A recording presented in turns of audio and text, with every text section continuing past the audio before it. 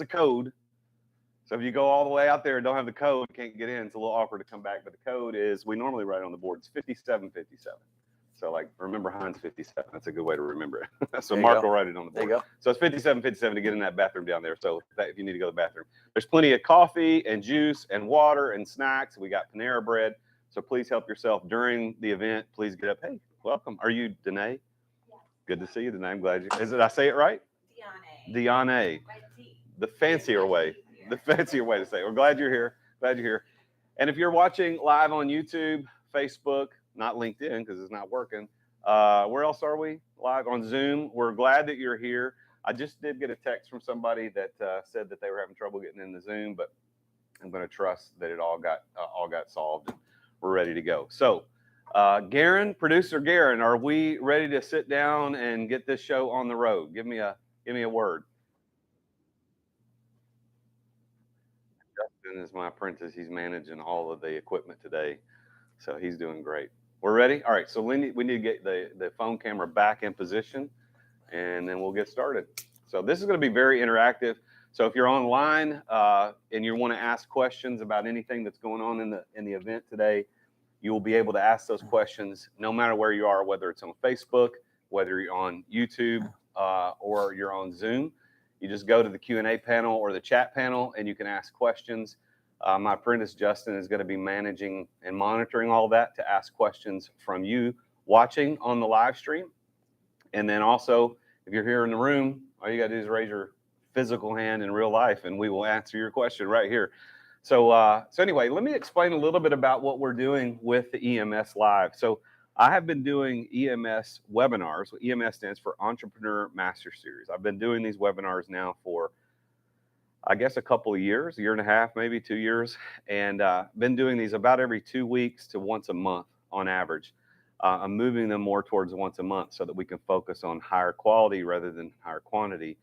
And I decided with my team about, I guess, 6-8 months ago that we should do some of these live and in person, also live stream like what we're doing right now to you watching on YouTube or wherever you're at. And so this is the second live one that we've done. We did one a few months ago on podcasting for profit. Today we're doing one now on whole life insurance and financial planning with the hook about Dave Ramsey being wrong. Everybody that's the hook.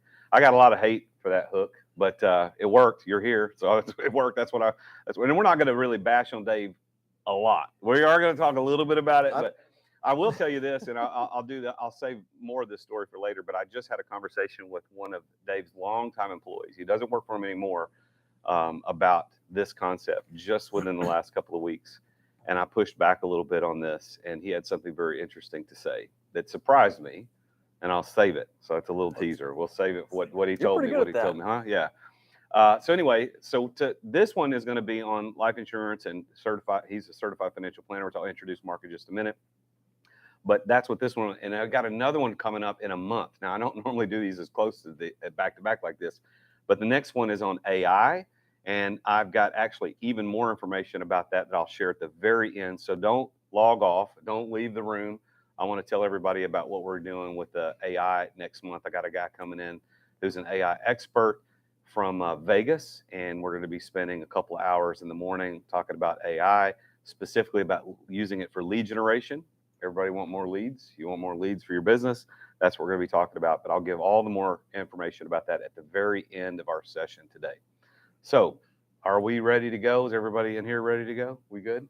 So all right, so let me go ahead and introduce Mark Willis to you. He's our guest expert for today. Flew in from Chicago this morning and is flying back home tonight because he's a committed family man. He didn't want to be away from wife and kids. How many kids you got? 2? Just one. Just one? And a puppy.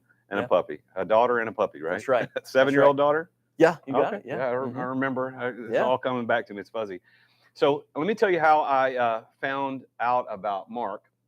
So Mark and I were introduced through my podcast. I've got a podcast called The Root of All Success, and I interview very successful entrepreneurs about their journey to success. We talk about success and all the details around success, and interviewed a guy named Josh Wilson. You know Josh, right? Yep. Obviously. And so Josh and I were talking, and Josh is a great connector of people. And he said, hey, there's a guy you need to know. And his name is Mark Willis. He lives in Chicago. He's a certified financial planner. and he works mainly in the whole life insurance planning as part of your certified financial plan. And this is a methodology that I've been implementing for the last, I guess, 4 or 5 years. And I'd love to talk to this guy. So Mark and I started talking, and I had a guy that did my insurance, but I didn't have a guy who did my financial planning based on insurance. So I ended up hiring Mark to be my certified financial planner and put my policies with his agency. And now we've teamed up, and I recommend lots and lots of people to him. He is one of the world's foremost experts on bank on yourself. Now, there are different concepts around the idea of using whole life insurance and about building this we got another insurance guy in the room today. Mark, good to see you. There's all different kinds of ideas around it. There's a LEAP method, there's the infinite banking concept, there's bank on yourself, and there's probably others.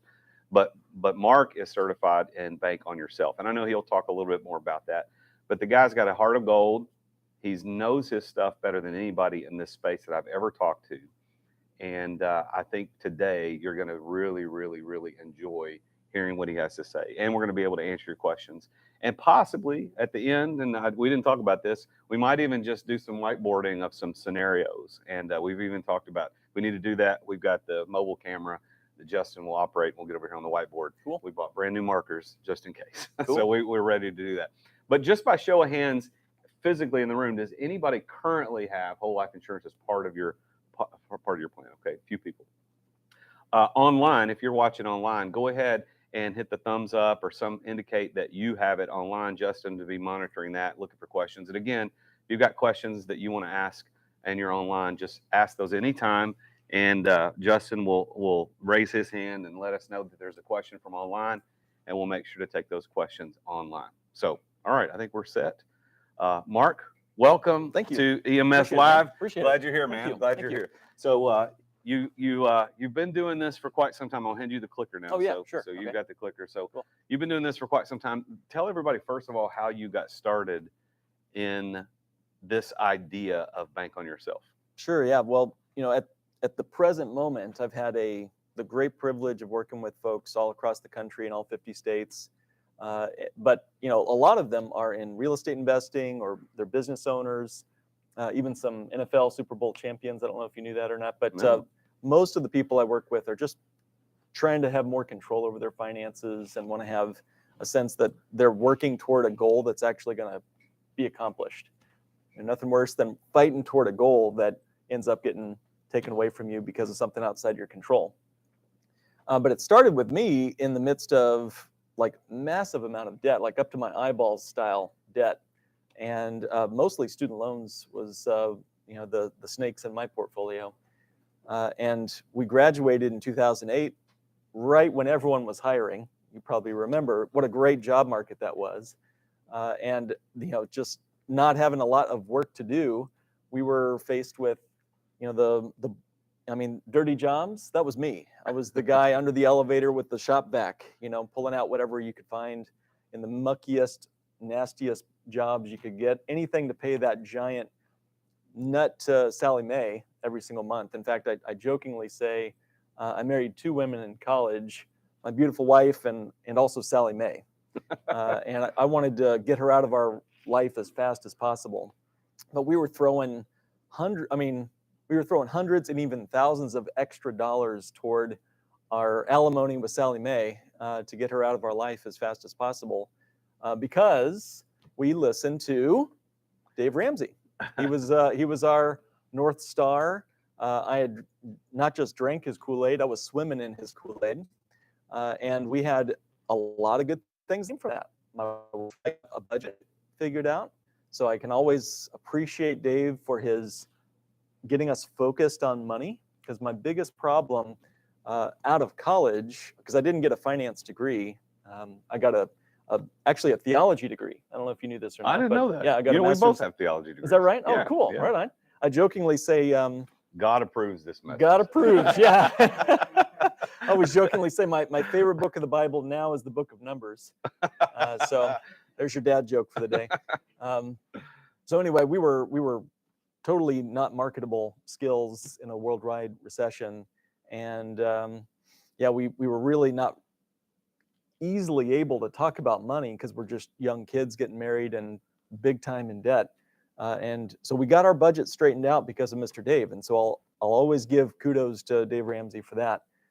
But then a theology professor of mine came to visit us, and he told me about this thing called Bank on Yourself.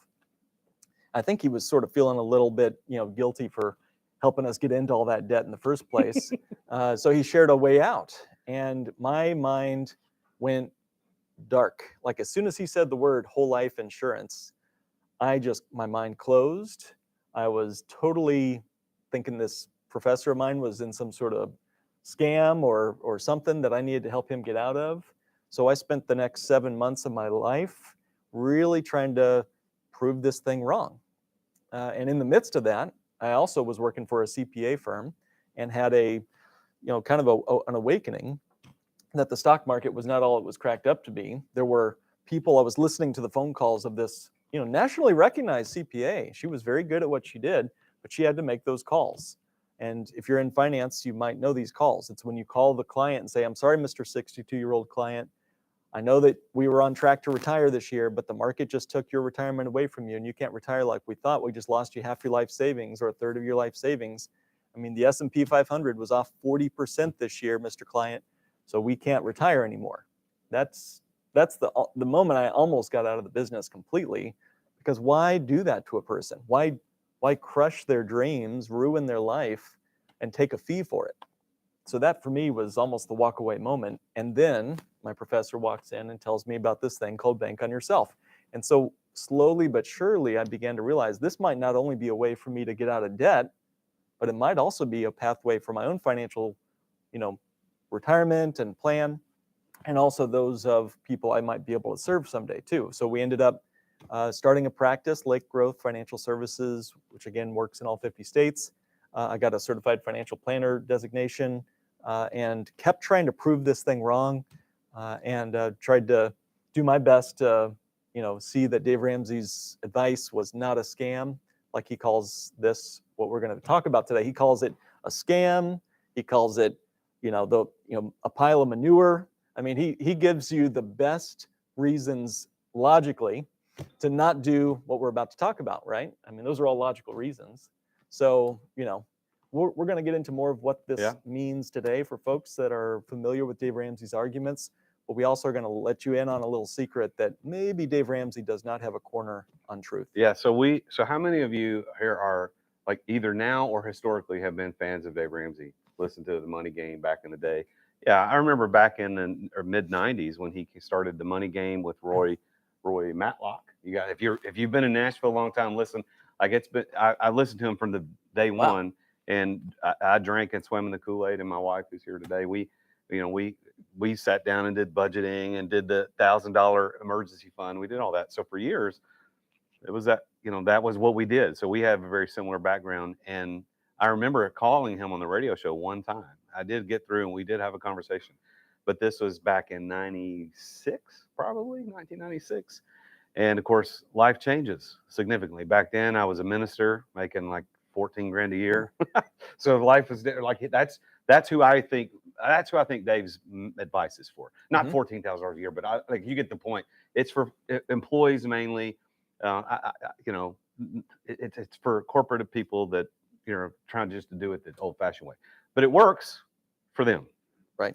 So I asked this guy, and I'll tell you what this guy said. So this guy worked for Dave Ramsey for 16 years, and he's actually coming on my podcast. And when he told me that he worked for Dave Ramsey, before I knew his stance on anything, I started talking about, and he goes, oh, so you graduated away from Dave Ramsey? Oh yeah, I think I did. But I don't think he thought that was a good thing. I don't know what he really thinks, but he did say, because I pushed back. I said, there is no way Dave Ramsey doesn't have debt. There's no way that he's not using life insurance. There's no way that he's not doing it. And the guy said, yes, there's a way. Like, dude is 100% locked in, according to the guy that's worked with him for 16 years. So I give credit to Dave for that, because I just knew there ain't no way. But here's what I thought about this on the way in today, Mark, and I want to see what you think about this. Dave is not a billionaire. He's very wealthy. I think his company brings in about $300 million a year. Okay. That's a lot. That's a lot of cash when he just started on the radio talking to people about this and develop financial peace and all that. he would be a billionaire if he did this. What do you think? I'd say you're probably right. I think if he Yeah. leveraged his money, he'd be a billionaire. Now, he Mhm. might not want to be a billionaire. Maybe that's not his goal.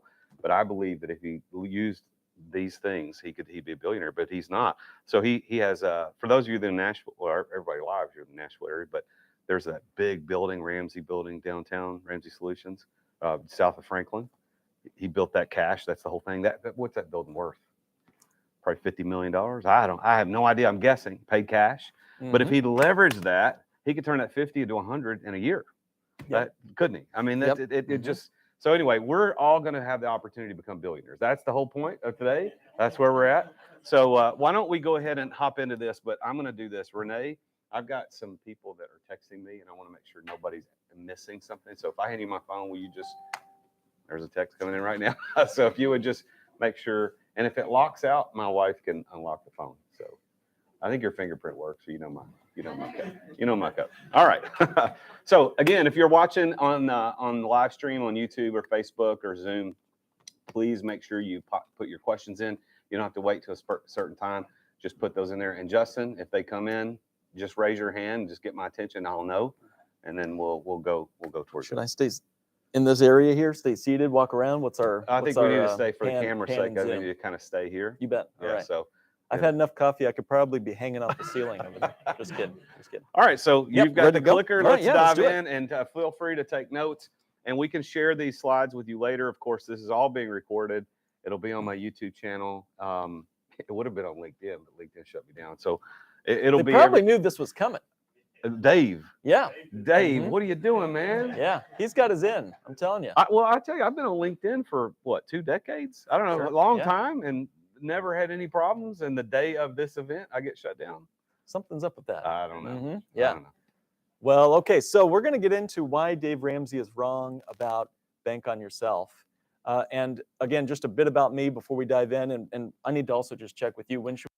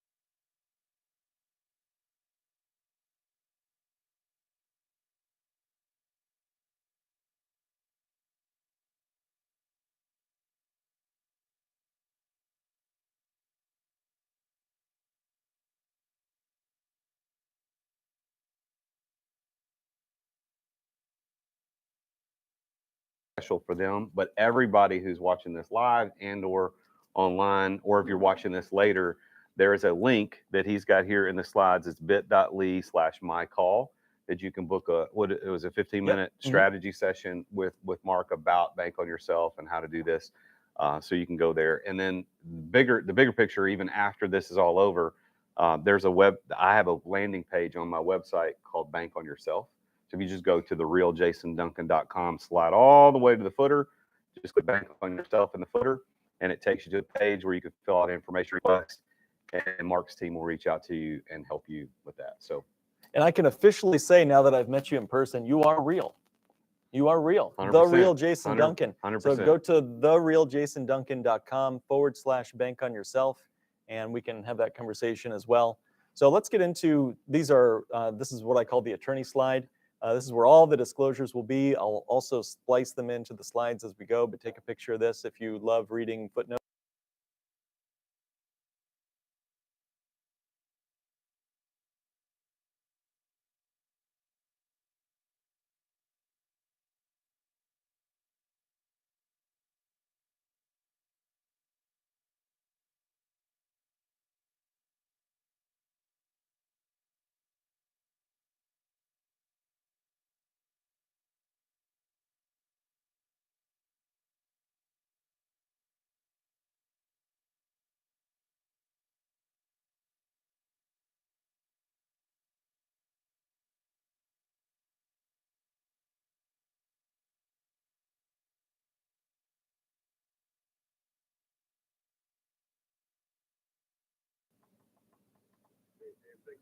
How are you? Better than I deserve. How can I help? Well, I have a question for you.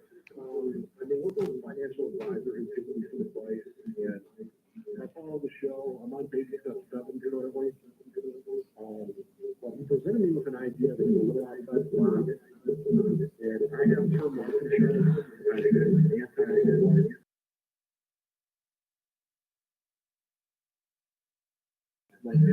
Yeah, I have that business account, and Let's pause that. We got some problem with the audio. Hang on just a second.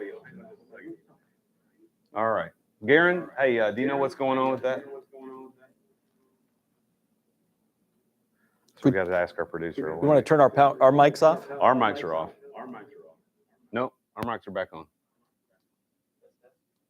Why is it not going down? All right, well, let's turn them off.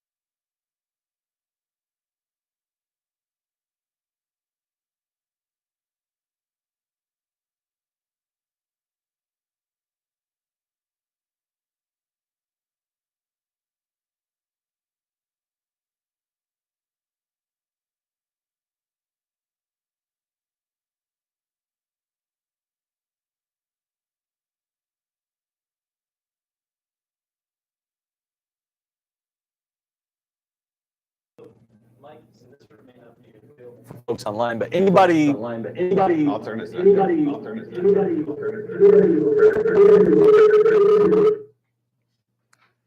All right. Are we It's our good? second time, folks. Come on. It's our We good? second time. We good?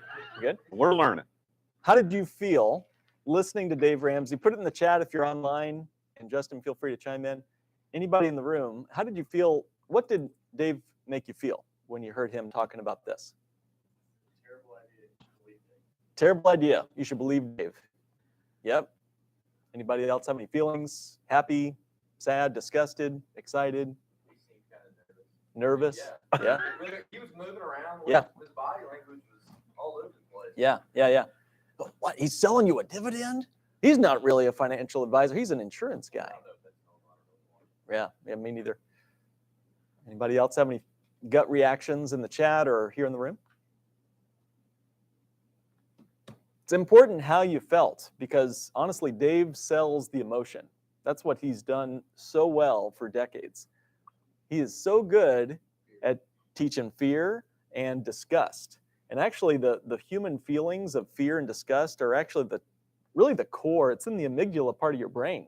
I mean, that's like the fight or flight, don't touch that poisonous mushroom kind of feeling. And if he can get you to feel disgusted toward whole life insurance, you're going to notice that that's how you feel. No matter what anybody presents to you, your feelings, your emotions are really going to be what drives your decision.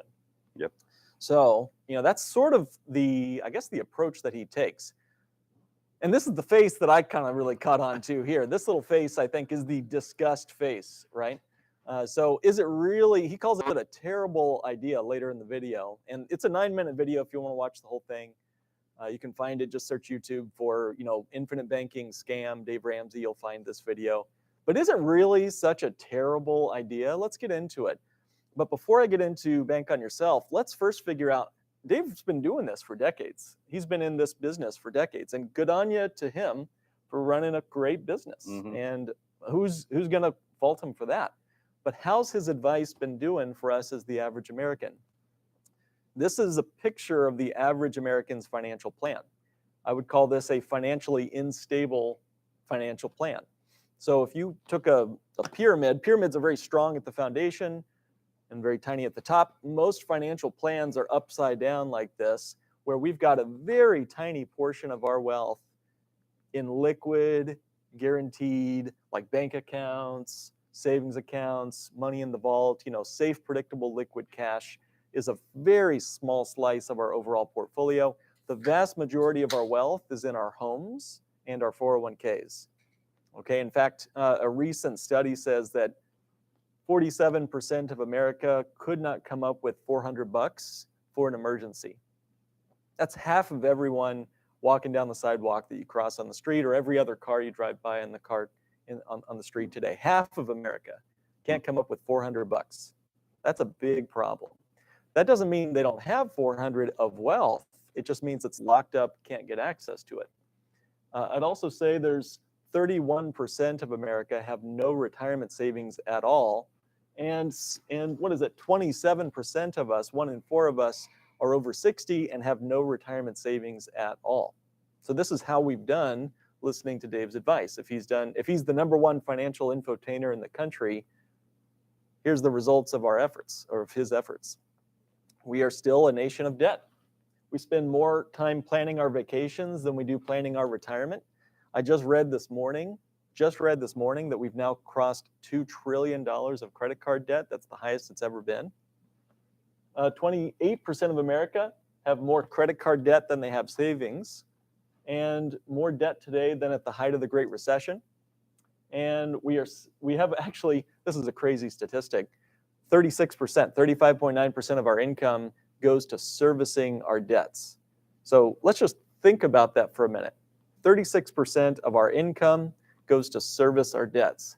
So if time is money, what's 36% of your day? Okay, that's waking and sleeping hours.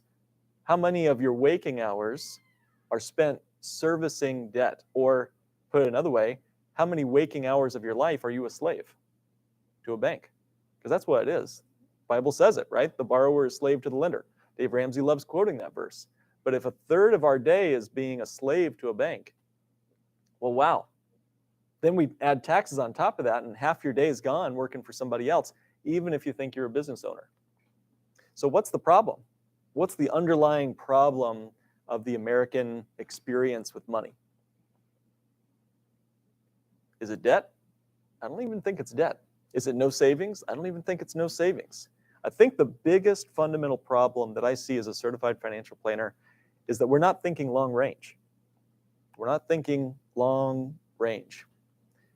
All right, so let's talk about airplanes. I just got off one this morning, and we got here early. How did we get here early? The airplane didn't have extra nitrous oxide in the gas tank. At least I hope it didn't. So how did we get here early? We got here 20 minutes early today. How did we do that? Well, let's imagine you have an airplane. Let's say your airplane can fly. It's one of those little prop planes, so it can do 100 miles an hour. Get that little engine going. You can go at 100 miles an hour. But we've got a headwind. Our airplane is getting pushed backwards at 200 miles an hour. Some of these high-level stratospheric winds can get really strong, apparently. I'm no pilot. But let's say that you're getting pushed in the face 200 miles an hour. Now, Jason, that's not real hard math.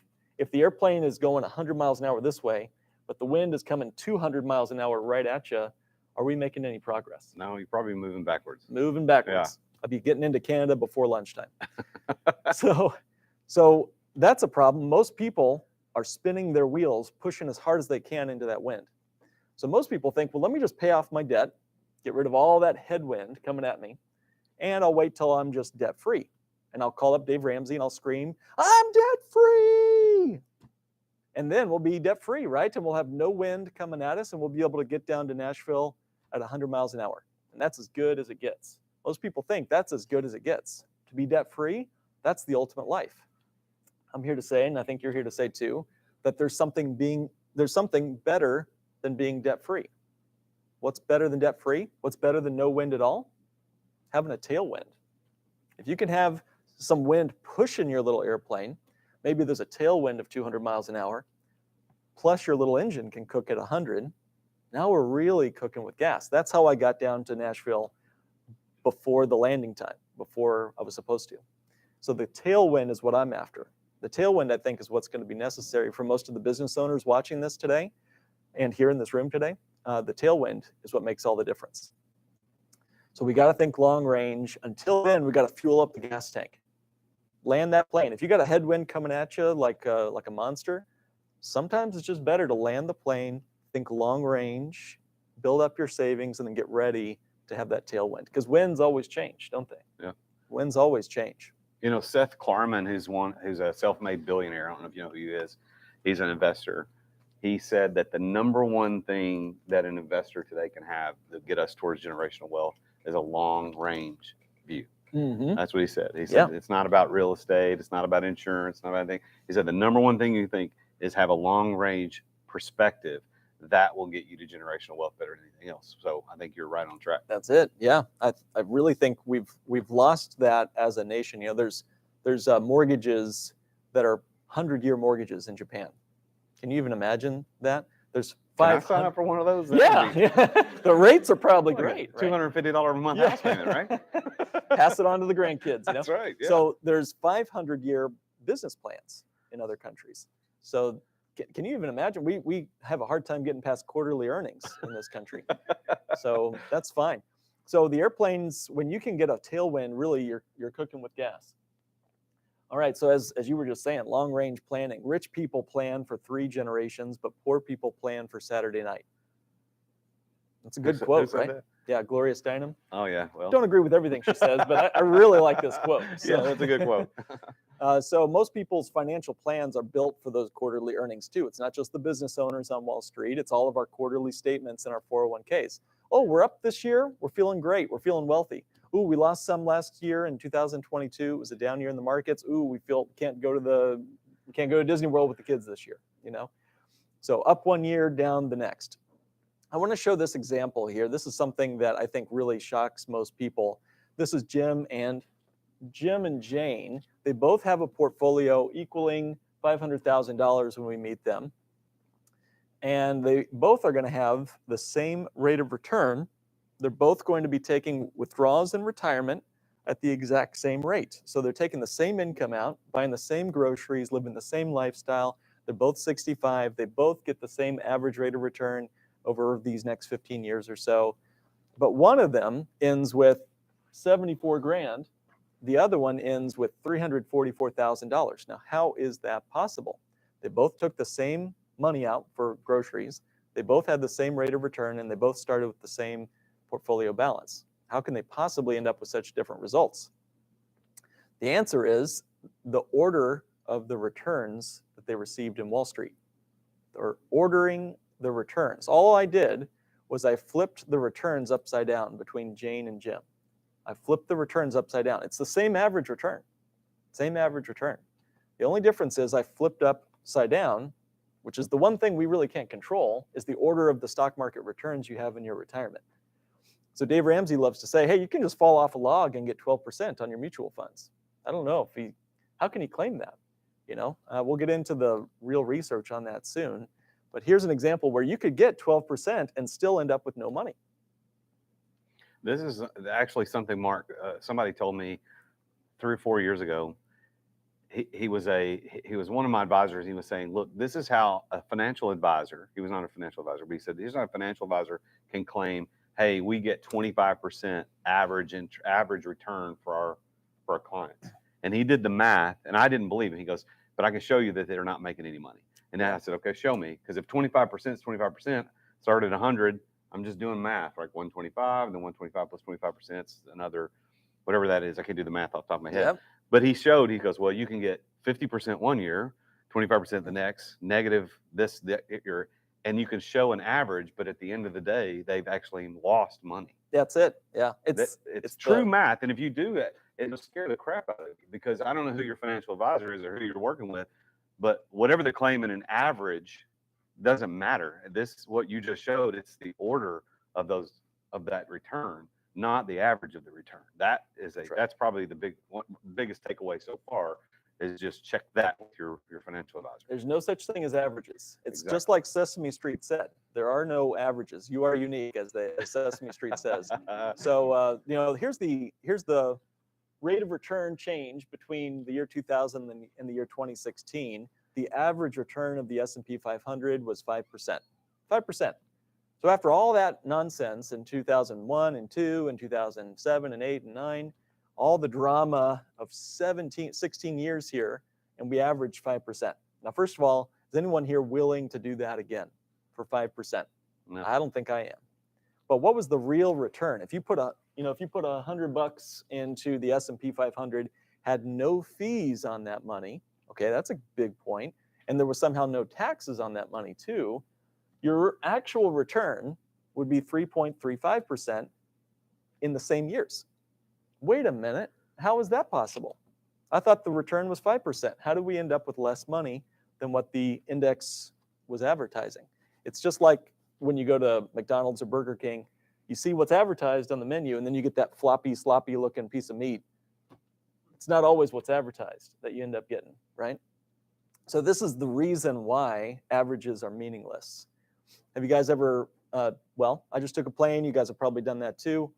The straight line, as we say, I think probably in Nashville too, you say as the crow flies, right? The straight line between 2 points is always going to be less bumpy and a lot more efficient than the bumpy, curvy, jerky turns and twists that you might have to take on the ground. Like if I'm going straight from my house to home, that takes me a lot less fuel than if my wife tells me I need to go get the dry cleaning, then pick up some books at the library, then go get the kid at soccer practice, and then go home. That's going to take a lot more fuel and energy and time than if I'm just going straight line, beelining it back to my house. That's true with the market too. All of the volatility that we experience just leaches our rate of return from us. And here's some of that man on the street arithmetic you were just talking about there. So the first one says, hey, we're up first year, we're down 10% the next year. If you go up 10% the first year and you go down 10% the next year, the man on the street just says, hey, I'm even. Went up 10, went down 10, I'm even. No, actually, the returns are actually negative. If you put $100 into something, you're up 110. Drop 10% the next year, you're actually down at 99 bucks. So you lost money. This is what I was talking about. Yeah. This is exactly. I didn't know he was going to say this. So Yeah. This is good. I stole your thunder. Sorry. Yeah, that's okay. How about going up 100% this year? You get an investment, you go up 100%, then you drop 50% the next year. Well, that's okay. You still got an average rate of return of 25%. Pretty good, right? Pretty good. No, actually, you had zero gains. You went up from 100 to 200, cut that in half down to 50. You had zero gains, but that was an average rate of return. Jason, if I could give you an average rate of return of 25%, would you pay me a nice fee for that? Yeah. Well, I think the interesting thing about that is that most people don't understand that averages don't add and subtract and multiply the same way whole numbers do. You know, a 25% plus 10% is not 35%. Mm-hmm. That's right. And if you've ever shopped and you had a coupon, they had a sale, it's 10% off, and you had another 10% off, you don't get 20% off. You get 10% off the first, if it's $100, it's down to 90, and then you get another 9 off. Now that's close to 20, but it ain't 20. That's right. So percentages don't add the same way whole numbers do. And that's why certified financial professionals and other financial professionals besides Mark can say, I'll get you 25% average return, and you're making zero. Does this seem fair to you? No. SEC guidelines, the Securities Exchange Commission allows financial advisors, including me, to advertise 25% rate of return in this example.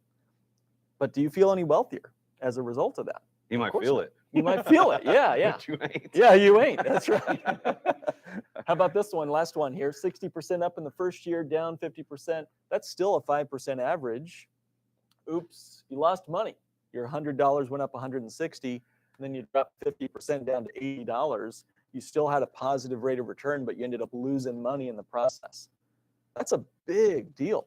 You don't realize that every one of our 401ks, IRAs, stock brokerage accounts, they're all following this myth. And Dave Ramsey claims the myth on his radio show when he says you can get 12% averages. Now, even if 12% average was even possible, and I've never seen a brokerage statement that shows over a long period of time 12%. In fact, I had a running wager with a bunch of other folks. I had real estate guys, mortgage guys and gals, and attorneys.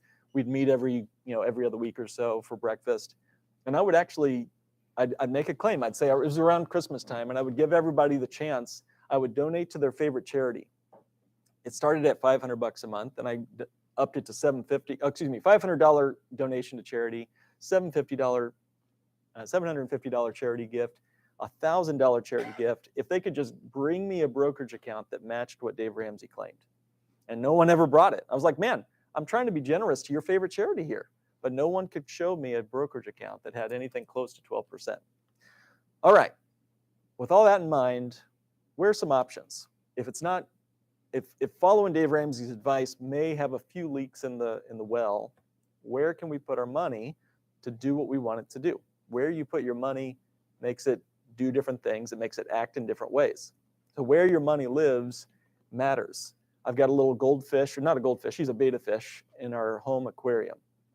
And if my daughter is watching, tell Ice Cream hi and make sure that you feed him today, all right? So Ice Cream the fish is under our complete control, meaning he's really dependent on us. If we want to mess with Ice Cream's little life, we could probably pretty easily ruin that little fishy's life, or end it even, because we control the environment where our little fish lives. We know the food timing, we have the temperature of his water, we basically control everything about that little fishy's existence. And most people have their money in places that does not allow it to thrive. Just like if we put that fish in the wrong environment, he's going to end up floating at the top of the tank. But if we put our fish in the right environment, he's going to survive, thrive, maybe multiply with other little fishies and floating around in there. But most people's money lives in places that do not really benefit them. Wall Street, 401ks, IRAs, banks, credit cards, finance companies, real estate, inventory locked up, and of course a shoebox are all regular places people park their cash. Now, I'd like to say this is what a healthy financial portfolio should look like. And this gets me into a lot of trouble with the average financial planners out there, but I'm not your average financial planner. That's your And podcast. That's actually. right. Yeah. He's got a quick plug. podcast. It's actually on some of the slides. NYA Financial Podcast. podcast. NYA Financial Podcast, not your average financial podcast. Yep. So go Yep. go listen to his podcast. It's really good. The brand works. So yeah, we don't believe in averages, as I just showed you guys. So that's part of why I'm a big fan of not averaging our returns, because I don't believe in averages. I believe in being awesome, not average. So this is what an awesome financial portfolio might look like. High liquid portfolio, pools of cash for your business, for your family, and using that for leverage that helps you become not just debt-free, but better than debt-free. So if you guys could really paint a picture with your own money, if you could design, let's say that you were Pope of money for the day, you were Jerome Powell for the day, you were the Federal Reserve Chairman for the day, what would your money do for you? If you could just design a brand new, totally legal financial vehicle that could do everything you wanted it to do, your money would act exactly the way you'd want it to. What would be some of the characteristics or attributes you'd want your money to have? I'm going to stop my presentation, get your ideas, and I'd love to get anyone in the room to chime in or people on the chat. Best characteristics. I don't need nouns. I'm looking for like adjectives and verbs and things like that. What are some different functions you want your money to have? Anybody? Growing. All right, that's a good one.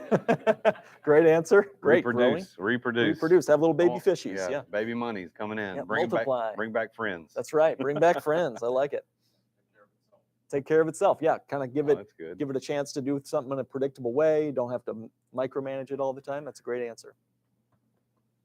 Great answers. There you go. Yeah. Yeah. Recruiting others. Mm-hmm. Recruiting others. Yep. Safe. Safe. Mm-hmm. Yep. Good stuff. Just, I don't know if there's anybody in the chat talking, but let us know if you have any answers there. Anybody else have any ideas or other ideas? I want it to be liquid.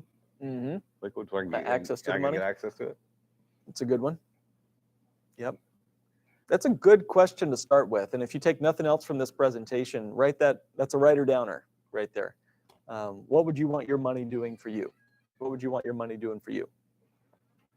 All right, so what characteristics, what attributes would you want your money to have? If you were in complete control of how your money acted, what would it be like? Here's a few yes or no primer questions. You can jot these down and think about it yourself. A little journal entry if you want. First of all, is your money safe? We heard that brought up. Yeah. What about guarantees? Is your money guaranteed to grow every single year, predictably, with a competitive rate of return? Are there going to be any penalties to get access to your money? I have a person who just lost his job. His only money is in a 401k.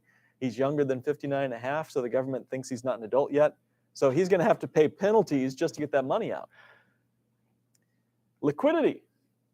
If you get that money, is it yours? Can you get access to it? What about leverage? Can you create the most amount of wealth for the least amount of cash? Skin in the game. Leverage is huge. We talked about that earlier. Yep. What about tax advantages? Do you want it to go in with tax advantages? Do you want it to be available without getting taxed every year? Do you want it to be tax-free anytime you get the money out?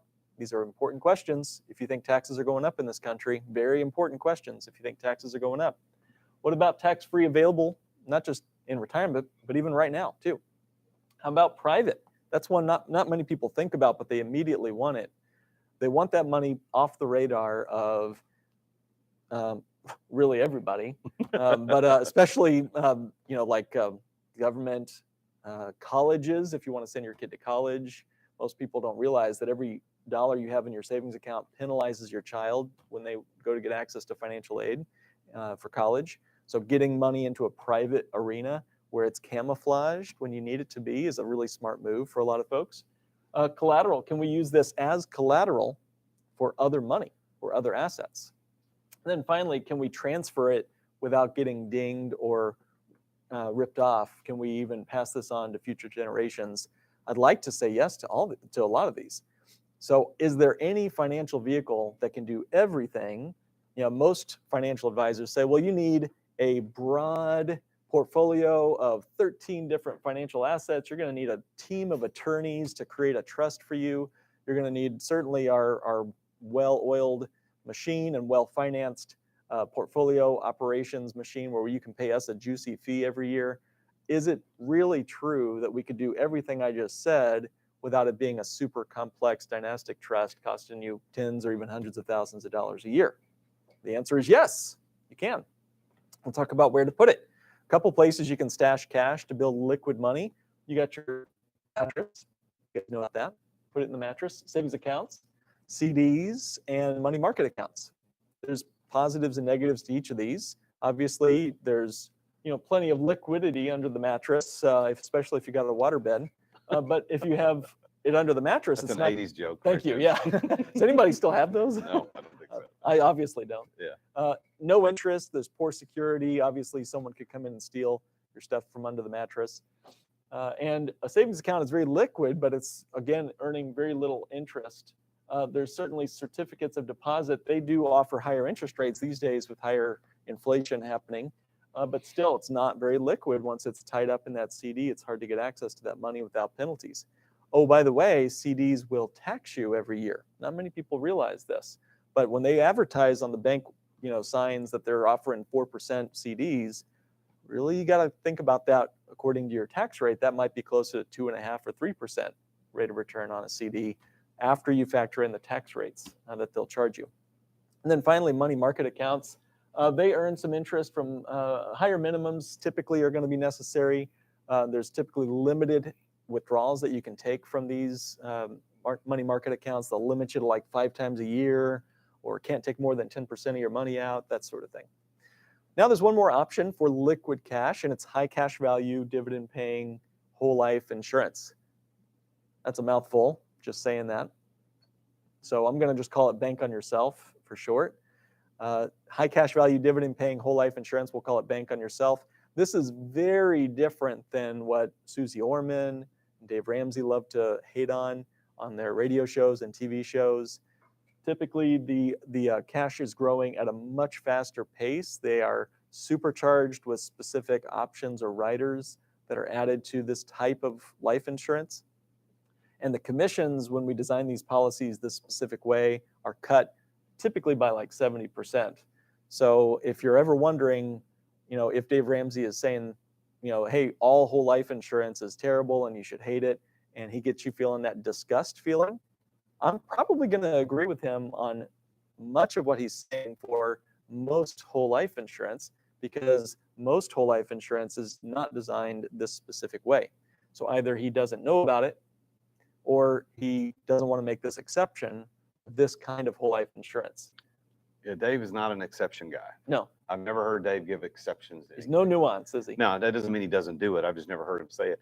But this is one of the things that when I was promoting this event, and thank you guys for being here and going through my relentless promotion for the last month to get you here. But I got a lot of pushback on this event from people who already have whole life policies. It was very interesting. Well, I've already got whole life. Like, okay, okay, so do I. Like, but do you have the right one? Right. Do you have this is all about properly structured whole life. This is not just going to your average State Farm agent or your Mutual of Omaha or Northwestern, any of those guys, because they can do great things, and just say, give me a whole life policy because Mark said it's a good thing to do, even though Dave's, that's not what we're talking about. There is something completely different about the structure that if you don't do right, it's not going to work. And if you heard the guy in the radio show talking to Dave, do you hear what he said? How many years did he say it was going to take to get his money back? Do you hear what he said? 7 years. Yeah. 7. If you structure this right, and I'm not the guy, like I don't sell insurance. And that's another thing I got this morning. The guy selling whole life insurance telling you about whole life insurance makes sense. Like, well, first of all, it does make sense for if that's what I sell to tell you to buy it. Otherwise, I'd be out of business. Right. That's dumb. Second thing is that I don't sell whole life insurance, right? That's his job. That's what he does, and there's other people that can do it. But the thing is, this is completely different than just buying whole life insurance. And if you structure it correctly, again, I don't do the structures. You can get your money, you can access your money within 90 days. Yep. This ain't something you have to lock away for 7 years and wait for dividends, which is why Dave had that look on his face, because that does sound dumb. I think we'd all agree that if that's if that's what's being built for that guy on the radio, You bet. that's dumb. You can do it a whole lot better and a whole lot faster, which is what we're going to talk about. Think of the oldest, worst, least efficient car you can imagine. Got it in your mind? Whatever it was. If I just told you, hey, all cars are bad, and the only thing I ever described was your 1970s Chevy whatever, then I probably would convince you pretty easily, right? But is it possible that there are more kinds of cars out there than the one car you have in your mind right now, whatever that might be? And it's true with whole life insurance too. If all cell phones were designed the old-fashioned way, back when we had the 1980s brick against our face, then Dave Ramsey's point would be true about whole life insurance. He's describing whole life insurance that I haven't really seen issued in this country in 40 plus years. It's almost like he's got the same slides and talking points from decades ago, and he's got such a great marketing operation that he's got a battleship he's really pushing forward, and he really can't make the exception for this particular design. It'd be sort of like saying, hey, all cell phones are bad because they used to be bad in the 1980s. Meanwhile, we've had things like the iPhone and whatever come around to make things a lot more nuanced. It's all in the engineering. That's right. It's all in the engineering. Okay, so let's take another look at this then. So why dividend paying whole life insurance? Again, I'm a certified financial planner. Why the heck am I spending all this time talking about boring old whole life insurance when we could be talking about more fun, exciting, sexy things, right? So I cannot, the more I look at this tool, the more I can't look away. It's a very compelling strategy for not just your basic run-of-the-mill business owner, but it can be done for the complex designed solutions for business owners right down to the average American just trying to help save for their kids' college and their own retirement. So first of all, they have a cash value, not just a death benefit. These policies are not just life insurance. There's also not just a death benefit, there's a living benefit as well. And that living benefit is called cash value. Cash value in these policies, whole life insurance, grow guaranteed every single year. They grow on a predictable and guaranteed pace every single year. There's a contract that you have with the insurance company, and they cannot wiggle out of that contract. They must provide you an increase of your cash every single year. In addition, that return is going to typically be better than other cash equivalents in our portfolio. So this will beat the savings accounts, certainly the CDs, the money market accounts, but it's not going to be, double-digit rates of return. That's not what this is. All right. In addition, like you said, you can get access to the money as soon as you start your policy. Within a few weeks of starting your policy, you've got liquid access to the money that you can use for any reason. Including your business, including your personal life. There's no prohibited transactions. And of course, it is life insurance, so you can leave your family more than you've saved for them automatically just because of the nature of what this product does. The only other way I could be immediately wealthy after I die is if I somehow became a famous painter, because those are the only other folks that I'm aware of that automatically get wealthier after they die. And then finally, you can become your own source of financing. Let that sink in for a minute. If you could become your own source of financing, fire your banker, and reclaim that function in your life, what would change about your life right now? If you paid yourself the payment that I was paying to Sally Mae, what if I could pay myself? That was the spark that started me down the pathway of, hey, wait a minute, maybe there's something to this. And in fact, my professor, when he sat in my living room to tell me about Bank on Yourself, again, I was at first very skeptical. I had the furrowed brow, feeling the disgust that Dave Ramsey had planted in my brain about whole life insurance. And then my professor told me, Mark, is it possible that Dave Ramsey could be wrong about something? I still remember him saying that question to me. It haunts me because that question cracked open my closed little mind and got me down that 7-month exploration phase of really discovering what's true and what's just something I've been told. We've been told a lot about money, especially in this country, but have we really done the math on that? That's what we're going to be spending the rest of our time talking about today. Well, and I would say too, on that last part, this is what we call Bank on Yourself, is you can become your own banker in essence. Once your policy is funded, if everybody in here for the most part are business owners, as far as I can tell, people that are watching online, this is the Entrepreneur Master Series. I would imagine most people are entrepreneurs. You need access to capital. And what's more fun than going down to the bank and handing them your financials and begging for money? Right. Yep. Everything. Yeah. Everything's more fun than anytime you have to go to the banker and ask for money, they're going to say, all right, we need a stool sample. We need your third kid's DNA records. Yep. Like they want everything. How many kidneys do you have? Let me have them. Yeah. And here, the worst part about that is, as we all know as business owners, you can have a great up and to the right trajectory, but on paper, the banker only sees that bottom right-hand number. And sometimes what that bottom right-hand number has a negative, or it's in red, or it's in brackets.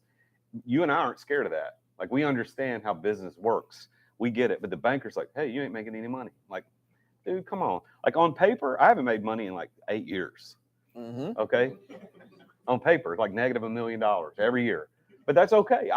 As Trump said, and famously in the debate against Hillary Clinton, it makes me smart. And he's using the tax code to his advantage.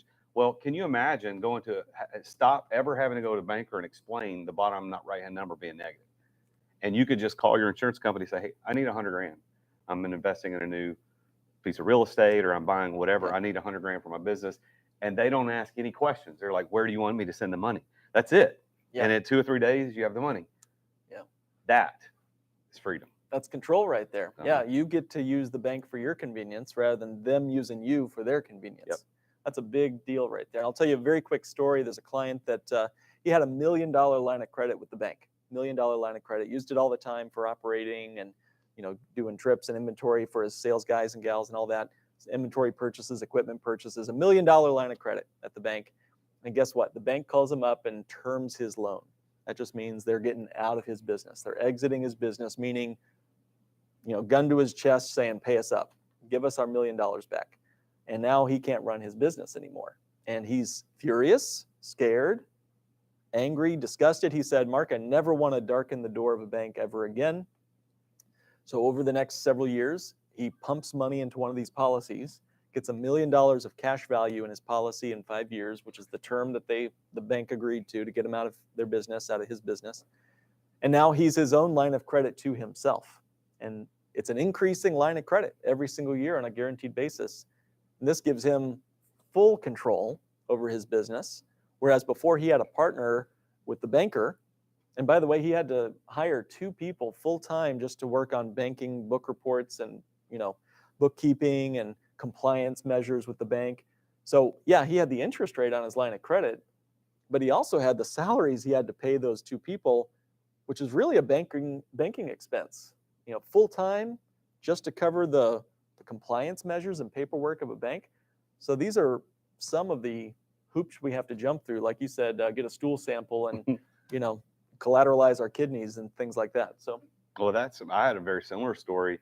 I think it was the year, I'm almost certain it's the year I started my first policy.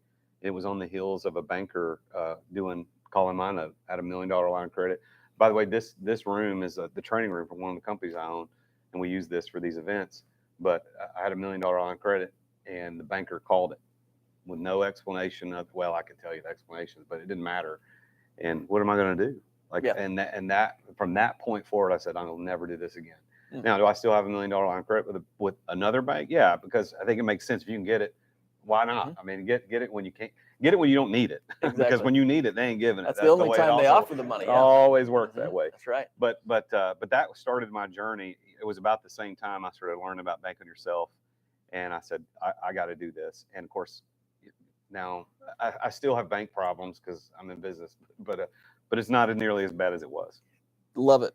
Yeah, Mark Twain is the guy who said, a banker is a fellow who will lend you his umbrella when the sun is shining, but wants it back as soon as it starts to rain. And that has been true for the last 100 years since he said it. Yeah. And if my banker's watching, not you. Yeah, we like you, man.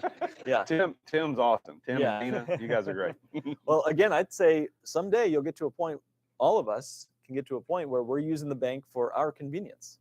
And we can essentially drop them off at the curb whenever the time comes. And one more thing, too. If you're your own source of financing, can't you be everybody else's too? So when the rest of the world can't find money and the world is in a tight bind like it's going to be, we're not done with volatility yet in this world. Everyone else comes to the bank adjacent now asking for money. Yeah. Now you're collecting interest Not just payments. my kids. Yeah, right. Bank of Dad. That's it. Love it. Okay, ready to keep rolling? Yes. Let's do it. Okay, so more modernized for your business. This says supercharged cash values, typically between 8 and 40 times as much cash as old-fashioned whole life would have. This is with mutually owned companies, not stock-owned companies. Dave had a lot of misinformation in there about that. Gains are locked in. When you get a guaranteed increase of your money last year, the markets were down 20%, depending on what index you're following. The S&P was down about 20%. NASDAQ went down about 30%. All of our clients hit all-time record highs last year in their policies. In a world where the bonds were down, stocks were down, real estate was faltering, supply chain shocks, COVID craziness, and all of our policies hit all-time record highs. That's a pretty cool place, not just to survive, but to thrive in any economy. So gains are locked in. So when you got a gain last year, you get to keep it this year, and then they throw more gains on top of that. And on top of that, that's true compound growth. We talked about the volatile market versus a straight line going up in one direction. This is a straight line, not something that's going to go jumping up and down, bouncing around. And of course, one of the key pieces that you brought up, Jason, is that you can borrow from your policy and it will continue to grow as if you hadn't touched a dime of the money. Now, I don't know anything else that can do that, where it continues to build and grow, even on the capital you borrow, like you hadn't borrowed the money. Can I do an illustration on that? Yeah, sure. This is something I don't know if I came up with this or somebody else showed it to me. You hold this for just a second. So pretend that doesn't exist for a second. So here's it doesn't exist. Here's $100. So here's $100 bill. So if I get $100 and I go say I want to spend this $100 and I give it to Justin over here and I spend it, it's gone. Now I have the thing that I exchanged it for. No, not yet. Yeah. but if I give this $100, I spend it on a car, an investment, whatever it is. I have the thing, but I don't have the 100 anymore. But here's the beauty of whole life insurance, properly structured, of course. Is let's say Mark is my whole life insurance company. I deposit it with him. I've invested that in my properly structured policy, and then I say I want to buy that thing. So he's going to hand me 100, but he's handing me a different 100. My 100 is still there. Now I can go buy this thing, and I have the thing, plus I still have my 100. And that will continue to grow. And as if I never touched it. That's right. It continues to grow. Now, the cool thing is if I take a $100 loan from that $100, That 100 is still there. I've got the loan, right? This is borrowed money against my policy, collateralized. You could explain that later.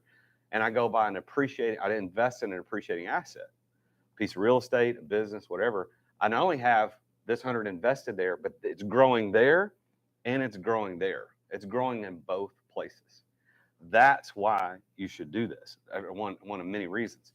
And I'll give you a real life example. Can I have 100 back? Yeah, if you say please, yeah. So I'll give you a real life example that just happened to me. So I sold a used car that I had, and I'm buying another used car, and the used car was inexpensive, and it was just 14 grand. I sold it for $14,000. Not a lot of money.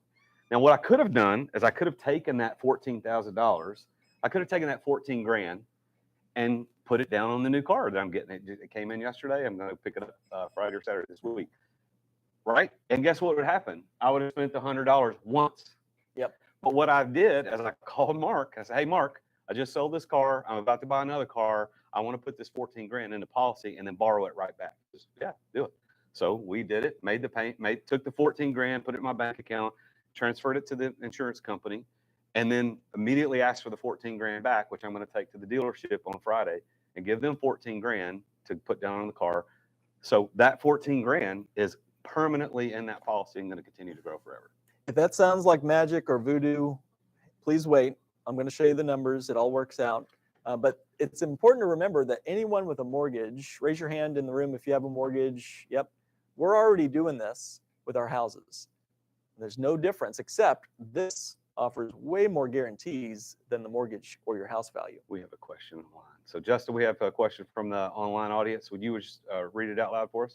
Is there a name of your product such as premium financing or certain INS company or broker? Okay. Yeah. Okay. Great Repeat question. that question so that people online can Okay. So the question is there a name for your product such as premium financing or certain insurance companies? Yes. Not all insurance companies offer what we're describing right now. It's a great question. Very few actually do. There's about 1,000 life insurance companies in the United States. I'd say maybe less than a dozen design the policies the specific engineering. How many technology companies are there? There's only one Apple and one Google making cell phones right now. So that, there's a lot of examples of insurance products that I would not recommend and do not satisfy all of what we're talking about here. As far as premium financing goes, that's a very different conversation. I also typically don't recommend that, except in very rare estate planning purposes, which we can get into what that is. But yeah, we do that in Q&A. Yeah, okay, cool. Great questions. All right, so you want to make sure this is a company where you can access the cash value for any reason. There's no red tape or prohibited transactions. You get to control the banking function in your life. And when you do that, you basically win. I can tell you from doing this myself personally for over a decade and working with over 1,000 clients, when you control the banking function in your life, the rest of the story in your financial life just gets easier and you typically win by default. Like you were just saying, when you control the banking function, you get to decide your fishy's temperature in his aquarium. It's not some banker dialing up the heat. All right, your airplane is now flying with a tailwind. You're actually paying yourself what you might have been otherwise paying a banker, a credit card, a company, a mortgage company, a finance company. These are called non-recourse loans. So this is different than your mortgage, right? If I stop paying on my mortgage this month, what's going to happen eventually? They're going to come with the battering ram, right? Get me out of that house because it's a recourse loan. They got my house as collateral. Well, this is a non-recourse loan, meaning there's no required repayment plan when I decide I want to borrow from this policy. Now, I recommend paying back the loan. It's not required. If you never pay off the loan, they'll simply deduct it from your death benefit when you pass away. So I do recommend paying back the loan. Why would it make sense, Jason, to pay back the loan? Well, because it continues. You continue to have access to that money. Yeah, you might want to get another car someday, right? Exactly. Yeah. Yeah. So using this money over and over again, it kind of feels more like you're recycling the money than just throwing it away on your most recent purchase or whatever. And then, of course, the policy grows the same whether you borrow from the policy or not. All right, so what are some of the downsides? We've been pumping this thing for a while. Let's talk about why we'd want to dump this thing. Obviously, there are insurance costs. We cannot avoid at least some insurance expenses on these policies. If you don't want to have any insurance expenses, there's a nice savings account at the bank they'd love to sell you, okay? The next consideration, I don't know if this is a downside, but it's at least something considering, you need to be able to save. You have to be able to live within your means or have some money already saved in order to start one of these policies. All right. You'll also never get in a whole life policy. There's never going to be the wildly wonderful, great rates of return that you might get in the best years of the stock market. When the market's surging, you're going to have that fear of missing out sometimes too. So this is steady, predictable. Some say boring rates of return, and it's typically again a long-term saving strategy. So it's not a get rich overnight kind of plan. If that's your jam, heck, go find yourself a new meme stock or find yourself the next Bitcoin or whatever.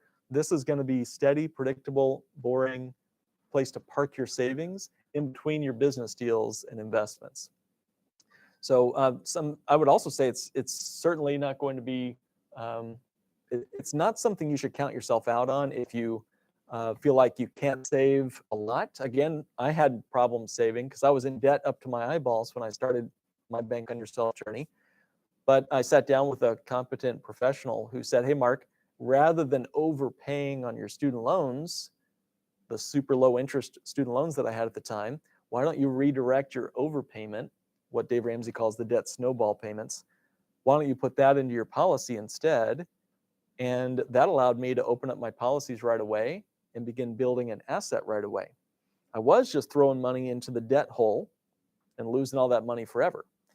What my advisor that I met with sat down and said to me was, hey, Mark, redirect that overpayment, throw that into your policy, build that asset for yourself, then borrow against the policy and wipe out your debts one by one.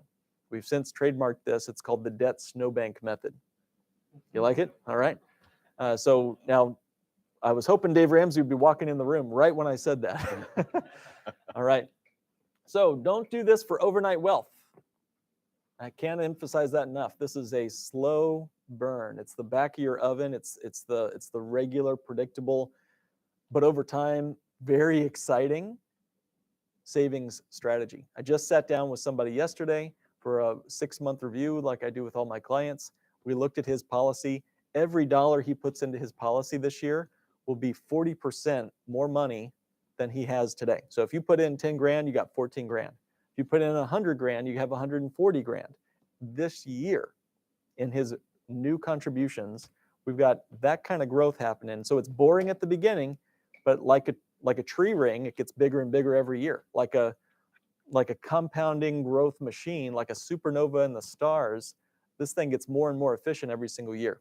This is why I said this a lot in my promotions of this event, is I'm 48 and I only started this 4 or 5 years ago. And had I done this in my 20s, I would have literally 8 digits of money available to me in cash value, Awesome. 20 or 30 million. Maybe. Awesome. But because I would have been using it the way I have access now, but I don't have that. Because I started much later than I needed to. So I'm looking around the room. We got various ages of people here. A lot of people online watching this. If you're in your 20s or 30s, like, you need to figure this out right now, because by the time you're my age, you're going to have millions and millions of dollars in cash value that's available to you. As you guys are seeing this and you're in the room, write down your questions so you don't forget. If you're like me, the question's going to go right out. So write it down. We're going to have time for questions at the end. Folks online, feel free to put it in the chat, and then we'll make sure we collect. All right. So the biggest risk, though, the biggest consideration is the wrong advisor. Okay. So I've seen thousands of examples now, literally thousands of examples of people who thought they had a policy. Oh yeah, Mark, I got one of those infinite things, those family wealth banking things, those cash flow banking, legacy wealth banking, whatever it is, right? All the nicknames you can possibly imagine, some of them compliant, some not so compliant. The biggest problem is the wrong advisor building these things. Typically, the policy can be designed with all the right wording, but the wrong design. Unfortunately, what the advisor doesn't know can hurt you. And unlike, well, much like cell phones, if you get the wrong cell phone design, or if you get the wrong cell phone engineering, there's a lot of engineering that goes into this little machine in my pocket here. A lot of engineering. All I have to do as the user is swipe, and it works. But there's a lot of detailed, specific engineering to make the whole thing happen for me. And if it's not designed properly, if Apple didn't know what they were doing, I just have a brick in my pocket. Pretty useless. I've seen policies with unnecessary fees, seen them grow way too slowly. I've seen there's an undue risk baked into the policy itself. It might penalize you when you go to borrow from the policy. It'll stop its growth, meaning when you borrow from it, it'll stop growing. I had a guy just the other day, he's a farmer. He has $800,000 in 4 different policies from a mutual life insurance company, has its whole life insurance. It had paid up additions. It all looked great, except we found out that it's something called direct recognition loans. I mean, nothing to most people, but what that does functionally is that it stops the growth. When you borrow from the policy, it stops growing when you borrow from that account. And that is a deal breaker. Like, what's the point in doing all this insurance stuff if I can stop the growth of my money by just withdrawing it from a savings account? So why go through all the rigmarole of insurance? I can just skip all that mess and just use a regular savings account. If I want to stop the growth of my money when I withdraw it from a bank account, that's easy enough. So one little feature, one little sentence in your contract can really change everything in terms of the use and purpose of this. So you only want to work with the Bank on Yourself Professionals crew. They are a certified and authorized program. The only certified authorized program that has continuing education credits, that forces us into masterminds and regular coaching and success training. There are a number of, there's 400,000 life insurance agents in the United States. Doing the math on that, that's about 1 for every 800 Americans. So if there were 400,000 heart surgeons in this country, 400,000 heart surgeons, and you desperately needed heart surgery, would you just go to the nearest local heart surgeon in your town? No, hopefully you would go to the very best. You would go to the one that had the certification, the ongoing training, the rigorous training requirements, and more. So you really want to make sure you're working with someone who has that ongoing training. Okay, so this is the fun part for me. That's all prelude. I want to get to the fun part, which is where we get to, if he's going to bash Bank on Yourself, I want to go back and bash some of what he said in detail. And so he says a few things. First of all, what he gets right. The only thing he seems to understand about infinite banking or Bank on Yourself is this thing called stock companies versus mutual companies. And he says there are 2 types of life insurance companies. There's stock and mutual. Stock-owned companies are companies that are owned by public shareholders. So, you can buy their stock on Wall Street. Now, we talked earlier about how you get quarterly earnings, and that's sort of the focus of Wall Street. Life insurance, I don't know about you, but I want to live more than 90 days. That's my plan. That's my long-term plan, to live more than the next quarter. I don't want an insurance company holding my contract where they're chasing this quarter's returns. I would rather a mutually owned life insurance company that is owned by you and me and all the other policyholders. That to me makes sense because my interest is aligned with the company that I co-own. It's more like a co-op. If you guys are familiar with how some co-op grocery stores work and that sort of thing, you're an owner like everybody else in the company that we all own together. It'd be like you and I owning a mortgage company together. If you and I owned a mortgage company, let's pretend for a minute, and let's say that, okay, I need a mortgage. Jason, am I going to go to any other bank in town, or am I coming to our company? Our company. And if I get a mortgage from our company, now I owe the company some money, right? Are you going to want me to pay that loan off? I am. Yep. Who benefits as I pay that loan off? We both do. We both do. Yeah. Why do we both benefit? Because we both own it. Yeah. So we both benefit when I pay back the loan to the company that we control together. All right. We'll come back to that little analogy in just a minute. The next thing Dave Ramsey says is when you're the owner and the customer, it's a ripoff. Now, I want you to think about that for a minute. When you're the owner and the company, when you're the owner of the company and you're also the customer of a company, where's the only place they can get profits? Well, you, because you are the sucker that owns a company where you're also a customer. All right, now we just had that little interchange, right? Well, all right, Maybe that's true. Is that really a ripoff? Where does the insurance company make their profits? Is it really just coming out of my pocket? Is it going from one pocket to the next? If you and I owned a grocery store together, let's use that as another analogy. If you and I owned a grocery store together, would I go shopping at somebody else's grocery store or would I come to ours? Come to ours. Would you charge me or would I get to walk out the back door with my can of peas? Well, depends on the agreement, but probably going to charge me. In fact, you know that I'm a captive customer, don't you? Yeah. Because you know I'm not going to what's the local? We got Publix or Piggly Kroger. Wiggly. Yeah. Okay. My family's from Alabama, so I know Piggly Wiggly. So would I be going to any of these other grocery stores, Publix or whatever? No, I'd be coming to ours. So shouldn't you charge me a little extra? Because I'm a captive customer around here. I don't know about that. And I hope you are, because you're my business partner. I want you to charge me a little extra, especially charge my cousins, because they really need the extra grocery love over here. So definitely charge me a little extra. Who does that benefit whenever you charge me a little extra? Well, both of us We again. both get profits. Exactly right. Now, that's a little fun, but this is a specific portfolio layout of where the mutually owned life insurance companies put the money. It's not just going from my pocket to theirs back to mine again. They put a lot of their money in fixed interest assets like corporate bonds, some real estate. But again, they are us. They are us. We co-own the company together. And there's no other people looking to make a profit. There's no private jets leaving from these mutual life insurance companies. Believe me, I've been to their headquarters. I've seen their cafeteria food. They are not making profits like mega profits. There's a reason why the movie is called The Wolf of Wall Street, not The Wolf of Insurance. All right. So these mutual companies are not in it to make, there is no they. They are making a profit. They've been profitable for over a century. They've delivered the profits to you and me, the policy owners, for over a century. But it's not like they are ripping off their policyholders. If it's mutually owned, we own the profits together. And I just want to say that again. They've delivered profits, i.e. dividends, to the policyholders for over a century. That means we made it through COVID. We made it through 2008. We made it through the banking crisis of 1980s. We made it through the Great Depression of the 1930s. We made it through the last pandemic of the Spanish flu. All of those years, and they consistently kicked out profits on top of their contractual guarantees. Let that sink in for a minute. What would that do to your financial life if you had that kind of predictability?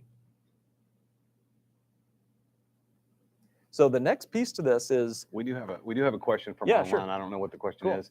Justin, what's the question? What financial credentials does Dave Ramsey hold? And What- so say the question out loud. So yeah, people- what financial credentials does Dave Ramsey hold? CFP, other? The only financial credential he holds is radio license. That's it. Does not have a license to give you advice. He used to have them, maybe, when he was an active financial advisor 40 years ago, but he is a infotainer, and that's okay. That's his role in life. God's put him on the earth to be a radio host. He is not a financial advisor. He has no stake in the outcome of your plan that you follow as a result of taking his advice.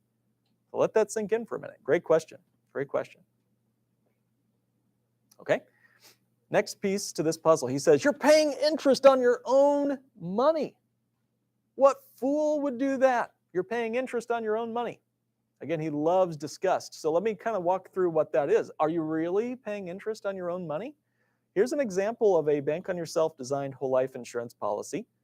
And the numbers might be small, so I'll just kind of point these out. This is somebody putting in $1,500 a month. Now, first of all, why in the world Dave Ramsey would be screaming, pulling the last 3 hairs out of his head if he saw someone putting $18,000 a year into a whole life policy? Believe me, I'm just as bald as Dave is, okay? I realize grass does not grow on a busy street, okay? So I'm cool with Dave in terms of his bald head. I'm good with that. But $18,000 a year is a lot of money to put anywhere. So is that a good deal? Let's find out. So in the first year, he's got $11,000 of cash value and a $648,000 death benefit. That's in year one. So we can see very clearly that the policy has a cost. He put in 18 grand. He has 11 grand in the first year. Second grade math says that's about a $7,000 insurance cost. that make sense to you Yeah. too? Okay. So $7,000, where did that money go? Oh yeah, it went to cover that potential loss. If he was to die in the first year, this guy, his family would get 648 grand. He spent $7,000 for that eventuality. All right, so by year 3 to year 4, is that right? Yeah, 3 to year 4. Look at the number there. It's in yellow. It says $40,000 is his cash value. And the following year, it went up to $58,600. Now, my second grade math says that that goes up about $18,400. Does that look right to you Yep. too? 18,400. In year 4, what was the premium he paid in year 4? 18. So he put in 18 grand. The cash value went up by $18,400. Let that sink in for a minute. He put in 18 that year. It went up by 18,400. Who was paying who that year, Jason, for the life insurance? It seemed like a in and out money. It's like, Yeah. It's free money. Yeah, he put in 18. The cash value grew by 18,400, and he has a death benefit of over 800,000 bucks. Wow, that's pretty cool. So the net expenses are done by about that fourth year, third to the fourth year. It costs something for sure in the first few years, but by about year 3 to 4, those costs are gone. And from then on, the policy continues to grow more than he contributes to it for the rest of his life. Notice how the policy is getting more and more efficient as he goes down the page here. And as we go down the page, go all the way down, he decides at some point in his future, let's use age 70, for example, he's going to stop funding this policy, and he's got $1.2 million at age 70. $1.2 million in cash value. That's liquid money he could be using, and he decides to use it for retirement, and he pulls out 60 grand a year. Pretty cool. All right, now remember that $1.2 million number. Just keep that number in mind for a minute. Okay, now let's look at the same exact plan. Now, though, this gentleman is going to start borrowing from this policy. Is he going to pay interest on his own money? Is he going to break compound growth? Let's find out. So again, same plan for the first 3 years, but now in year 4, he takes a loan. Maybe he's buying a real estate property, down payment. Maybe he's buying a car or a motorcycle or whatever else that he wants to buy. Maybe he's fixing up the kitchen. Maybe he's sending his kids to college. Maybe he's paying off his student loans. In any way, he borrows from the policy 35 grand. Let's say he buys some cars. He does that same thing over and over again, pays back the loan, borrows it out, pays back the loan, borrows it out. It's like recycling the cash. Does that 6 times over his life. And at age 70, what is his cash value? Oh, wait, we've seen that number. Where have we seen that number before? 1.2 million. That's exactly what he would have had he never borrowed the money. Jason, back to your idea about the $100. This is his money growing even on the capital he was borrowing to buy those cars, vacations, business equipment, whatever else. This is his money doing 2 things at once. All right, so that's the 1.2 million he would have had he never borrowed from the policy at all. Now, this is really what changed my mind about Dave Ramsey. So what Dave teaches us is stay out of debt. At least that's what he taught me. Baby step number 2, stay out of debt. Get out of the debt, use the debt snowball. When you don't have anything to your name and you need a car today, the only way you can get that car today and you have nothing saved is to go into debt. And then you have to start what? Making payments. Climbing your way up out of that hole you created for yourself. And then 5 years later, you finally get to call Dave Ramsey and scream, I'm debt free. And then what? Now the car is 5 years old. Kids are kicking you in the back seat. The French fries are really starting to smell in the seats there. So what do? You go get another car. You just repeat this process over and over again. You live your whole life on that hamster wheel of debt payments. Who wins in that scenario? The bank does. The only other option is to save, and then pay cash. The Dave Ramsey model. Save, pay cash. I call this the sugar high of finance. It's the sugar high of finance because you feel great for about 15 seconds when you pay cash and you get the title of that car, but now you have that empty feeling in your bank account. And all the compound growth that you would have earned on that money is now lost forever. This is called opportunity cost. So when you pay cash for something, the sticker price on that car might be $40,000, but the true cost of that car is whatever $40,000 would have continued to grow to had you just left the money in your bank account and just left it invested and not bought the car. Is that Yeah, this check out for is you? one of the things that once you get your head wrapped around this, I know Dave is always talking about paying cash for everything. And generally cash, I mean, you get good deals, you pay cash. But when you pay actual cash, where you're doing this above the line here, you know, you had zero, you save the 40, and boom, you deplete the 40, you're back to zero, you pay cash. You're right. You've lost all the potential that money could have grown to. Yep.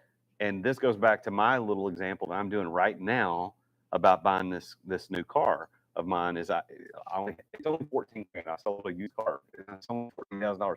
What difference does it make, Jason? Just go put 14 in the car. No, that's $14,000 worth of cash growth that I'm going to get for the rest of my life.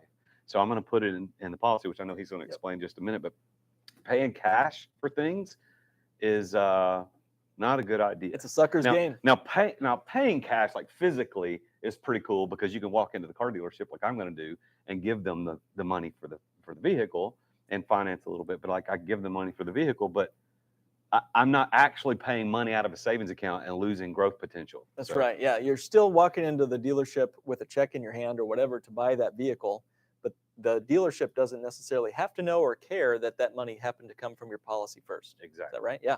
So when you use a policy, it continues to compound and grow. You lift off from $0.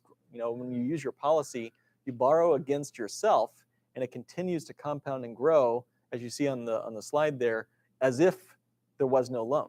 So your policy continues to compound and grow as if there was no loan. We have a question coming in. Yeah, sure. So we got another question coming in from online. So Justin, what's the question? That 7K cost, is it tax creditable? Oh, good question.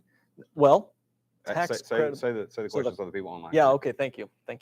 So the question is, the $7,000 insurance expense, is that tax creditable? And that's from that example you were given a minute ago with the chart.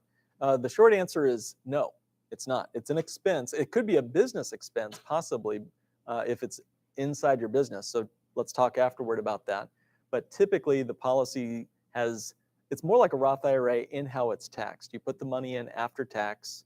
The policy grows with no taxes due every year, and you can get access to the money totally income tax free if it's designed the proper way. Great questions. All right. He says, you need a real financial advisor, not some insurance broker trying to sell you a load of manure. I love Dave's, again, he's got the string of disgust. He's pulling on that string. So let's find out if this is really a load of manure. Here's an example of a guy named Dan, real Bank on Yourself policy holder. All right. Before he had started Bank on Yourself, this was his net worth. This is literally a picture of his net worth. He took the numbers off, but this is what his net worth did. He charted it every month from the year 2000 to the year 2009. And you can kind of see basically just bouncing around, not really going down, not really going up. He's had tremendous drama with the stock market bubbles and crashes and everything. But in 2009, he opened up his very first Bank on Yourself policy, and look what happened next. What a picture. That picture is worth 1,000 words. His net worth tripled because he had contractual wealth in his portfolio. Do you have contractual wealth or just paper wealth in your portfolio? What would it feel like to have a contract with your financial future? That's what a whole life contract is. It's a contract with your financial future. He now has several policies that build and grow on a predictable basis every single year, no matter what happens in the stock market. So is that a load of manure? I don't think so. Next up, they confiscate your cash value. I love that he uses the word confiscate. What a loaded, dramatic phrase, right? They confiscate your cash value, he says. Here's an example of a real life policy. Actually, this is one of Pamela Yellen's policies. She put it up online for everyone to see. Pamela Yellen wrote the book, The Bank on Yourself Revolution. She coined the phrase bank on yourself. So it's small numbers. I'll try to quickly explain this. She had a brand new whole life policy. She opened it in September of 2002. Now it's the first year later, 1 year later, she now has a policy statement in September of 2003. Again, this was in the tech burst when the markets were down. And her cash value started at $0, but at the end of the year, she had a cash value of $2,937 there. 1 year later, this proves that the financial experts are wrong. Dave Ramsey would say, hey, you have no cash value in the first 2-3 years of a whole life policy. Well, this is a policy that does have cash value clearly showing that this is something categorically different than what Dave's talking about. Yep. The next example is, he says, hey, they confiscate your cash value. When you die, all you get is the death benefit. He likes to say that a lot. Let's take a look and see if that's true. This policy started with a death benefit of $250,000 is the original death benefit on this policy. Started in 1992. So in 1992, death benefit was $250,000. Fast forward to 2009, and the death benefit is now $390,000, and she has a cash value of $128,000. Okay, wow. So let's take a look at what happened here. This is 2009. Anybody remember what was going on in the markets? Mm-hmm. Yeah, markets were plunging. S&P was off 40%. Her policy grew by $12,000, but she only paid in $5,000. So that's 2.5 times as much as she's paying in. That's 250% an annualized contribution in a year where the markets are falling apart. And the policy's death benefit is $390,000. So let's do the math on that. He says they keep your cash value when you die. Let's do the math. $250,000 was the original death benefit. The cash value was $128,000. But the death benefit, if she was to pass away that year, is $390,000.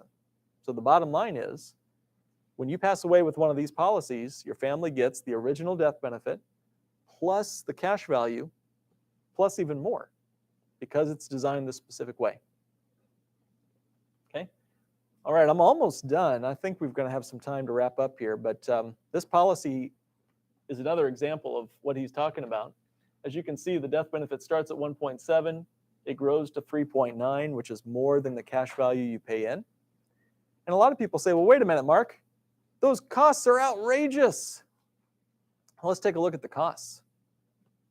You put in $40,000 in the first year. That's a lot of money for anybody putting it anywhere. At the end of the first year, you have a cash value of $26,900. That means you have a cost of $13,000. In the second year, the cost went down, didn't it? You put in another $40,000 and it grew by $30,000. That means you have a cost of $10,000. That's our cost in year 2. So it's getting more efficient. You can kind of see that happening. By the third to the fourth year, once again, we now have a growth of $41,000, but you only put in $40,000 that year. So like we said before, the net expense is basically gone by about that third to the fourth year.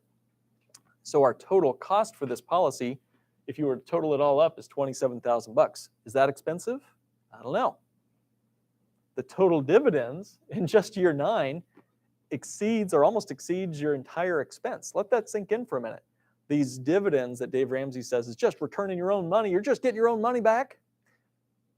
Dividends from year 1 through 9 begin to exceed the total cost of your policy. So do you know anything where you can put money into something and it gives you more than you ever put into it? Sounds like a real estate deal, sounds like a business. In essence, this is sort of like owning a business. Not literally, of course, but you are a co-owner in the life insurance company that you have a contract with. Over the next 20 years, your dividends total $113,000. That's 4 times what your expenses were. So if dividends are just returning your own money to you, how did you get 4 times more than you put into it? So again, we're just breaking myths from Dave Ramsey left and right. This one was especially hilarious in his video. He says, everyone in the academic financial field or has a CFP thinks these policies are a joke. Oops. I guess I'm a certified financial planner. I don't know what to tell you, and I'm saying it's not a joke. All right, so it is the real deal. I own several of these policies myself. All right, and then this is a pretty awesome spot. He takes a little minute to say, hey, you really should just get my Xander Insurance term quote over to you. So this is his own chance to have a commercial break, I guess. He has his biggest sponsor is a term insurance company. So as I like to say, if you ask a barber if you need a haircut, you can bet what his answer is going to be, right? So is it just those big commissions? I don't know. I see our time. I'm going to go. Yeah, let's go quickly Pass because I want this to over do some this, Q&A and announce about next, and we got to give away. You bet. So I'll jump to the punchline here. If you were to have commissions on a whole life policy like this one here at $1,000 a month, You pay about $6,000 of commissions over 29 years. Similar design in a mutual fund, charging you 1%, like he loves to talk and recommend. The advisor would get $113,000 of commissions. So which seems fair to you? Which of those seems right to you? Which one has any guarantees? Okay. Yeah. So he then tells you to ask the Holy Spirit if you should get whole life insurance at the end of the video. So I can't really. Really? Yeah, at the end of this video, check this out. He's like, check the Holy Spirit before you get whole life insurance. I really can't fault him for leaning on this, and I'm not going to, yes, check with the Holy Spirit before you should do anything with your financial plan. Your Holy Spirit is your financial planner first and foremost. Well, I think good advice, but out of context, Yeah, right? a little bit. Yeah, a little bit. Yeah. So let's kind of summarize. Da-da-da. All right.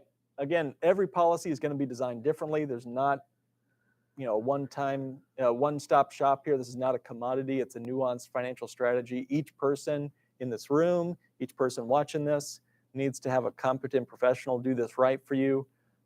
Don't drop the entertainment. Don't get your advice from an edutainer. Work with someone who has your specific circumstances in mind and is obligated to serve you in your best interest, not just a radio host.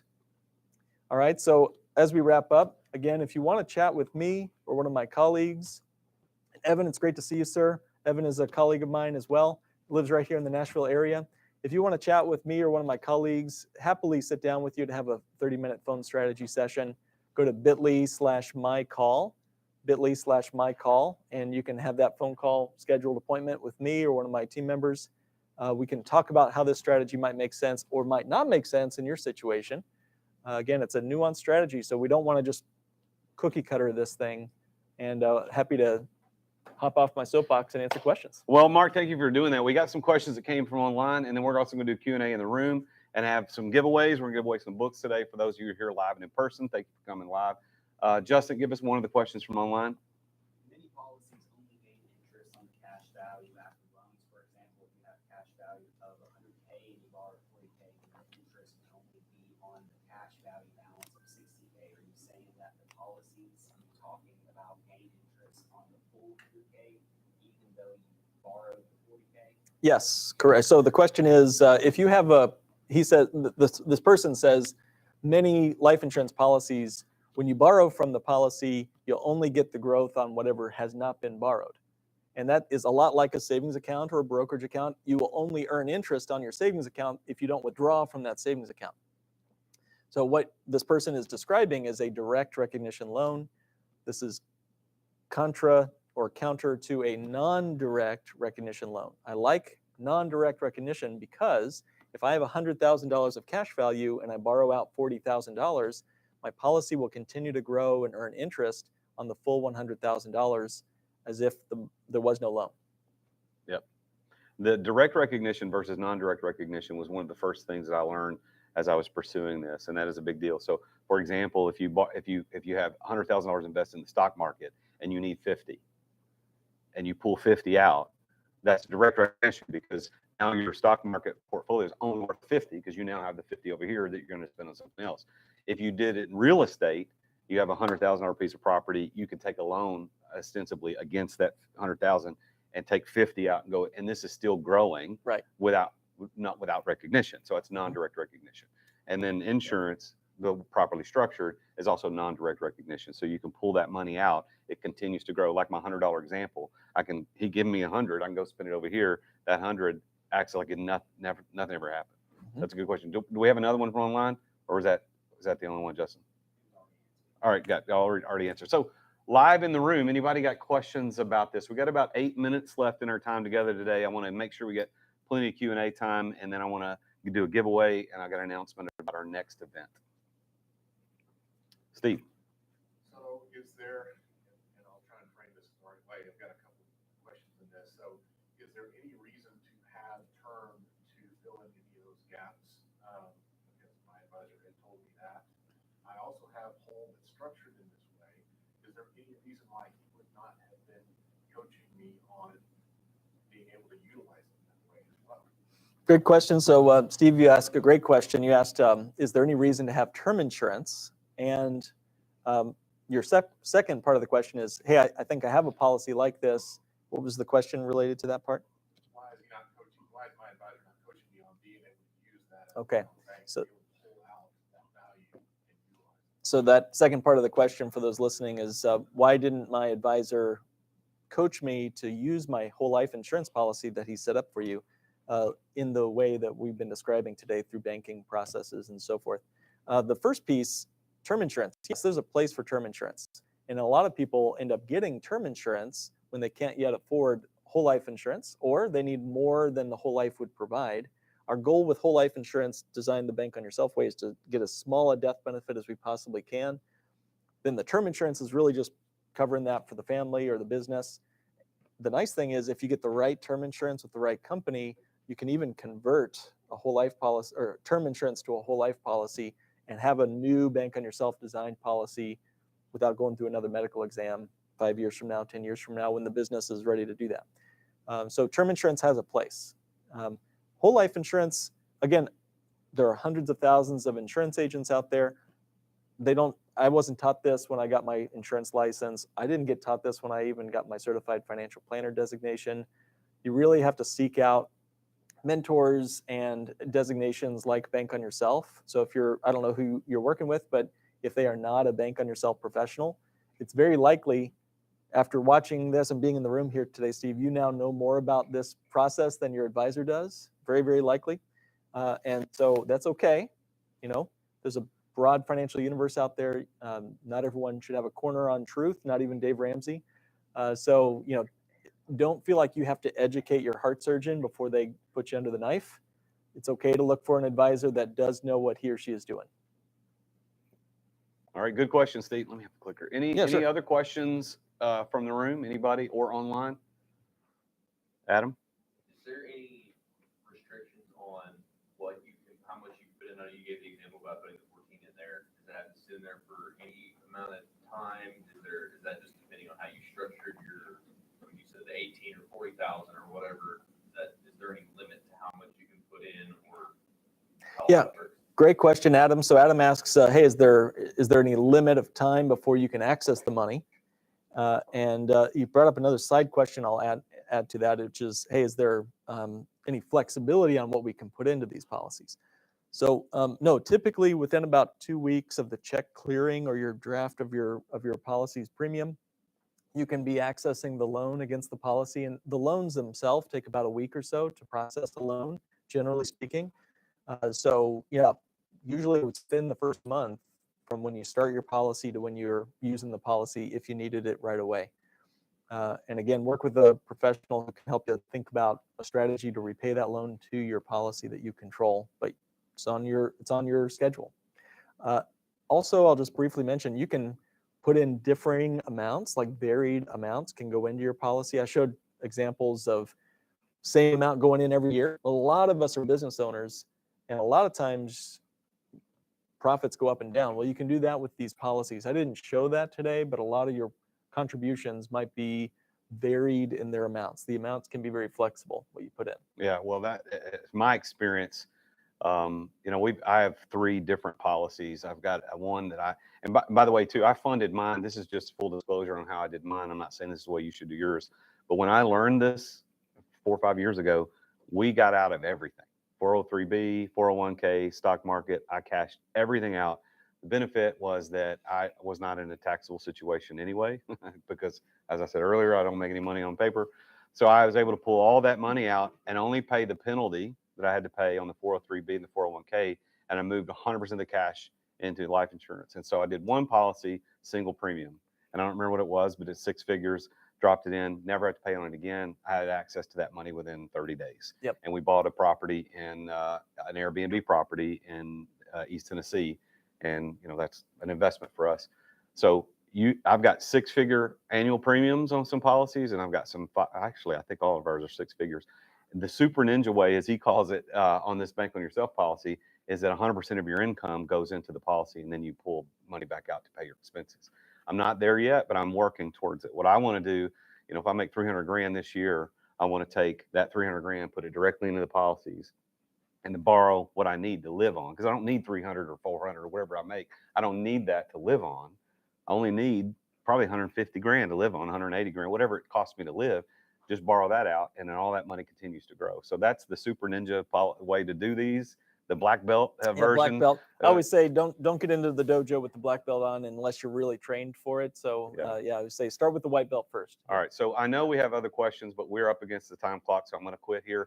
I will say this: I do have an announcement, and we do have some giveaways that we're going to give away. So the giveaways I'm going to do after we go off the live, because I don't want to waste the live time giving away books. But if you want free giveaways, you got to show up live. So make sure you're here at the next event. But everybody's going to go home with a couple of books, and then we got a couple of books that we're going to give away just to certain people. I'll talk about in a minute. But I want to first of all say a big thanks to Mark Willis for flying down from Chicago and being here with us today. And I do encourage everybody to book your time and to go talk with him. Even if you have it already, or if you don't know what you want to do, this guy can educate you and tell you about how this might work in your plan. So go talk to Mark, and to go to that bit.ly/mycall, and you can book that for free strategy session. If you're a member of my Exeter Club, you get a much longer strategy session for free that you can talk with him. So if you're interested in knowing what the Exeter Club is, just talk to me afterwards, or go to theexeterclub.com. Let me tell you about our next event. Our next event is coming up on September 6th. It's with a guy named Ross Flutterjohn. He's one of the world's leading experts right now on AI. And AI is ever changing. It's changing every single day. But we're doing this event on September 6th. It's AI for entrepreneurs, supercharged growth with smart copy, with visuals and chatbots. We're actually doing it on lead gen. So we're talking about lead gen. That's really the main thing, is we're going to show you in this 2-hour live session how to build your own lead generating chatbot for your business. So no matter what business you're in, we're going to show you how to do it in that 2-hour section. It's only $47 a ticket, just like this, just like you paid today to come live. The live stream will be free. So if you're watching this live, you can do that. But we have 2 extra opportunities at this event that we've never done before. We're offering a VIP ticket for $297 that includes, after the 2-hour session, we're going to break. Everybody's going to, general admission, people are going to leave. The VIPs are going to stay. We're going to cater lunch. And then we're going to do a 3-hour session where we're going to show you exactly how to build it. You will walk away with a chatbot built for you that day. That's a $2,000 value for $297 that you'll have done that day.